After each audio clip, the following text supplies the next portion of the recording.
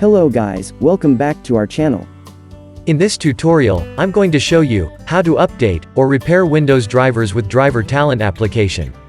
For more information about this tutorial, visit our article. Link provided in the description. Without any delay, let's get started.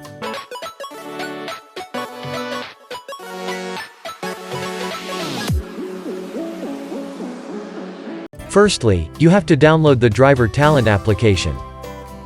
Click on the download link provided in the description, and it will redirect you to the Driver Talent purchase page. And, from there you can purchase the product. If you want to avail discounts on other Driver Talent products, go through discounts link page provided in the description. Install and open the Driver Talent application. As soon as the application opens, it starts scanning your computer drivers. If it finds any error in the scan, then the error will be shown on the top of the window with a red mark. If everything is good, then you will see a green icon as showing in the tutorial.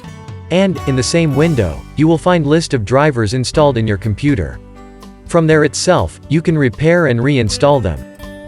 If you make any repairs to the drivers, then make sure to restart your computer for better performance. Hope you liked this tutorial. For more information, visit our article.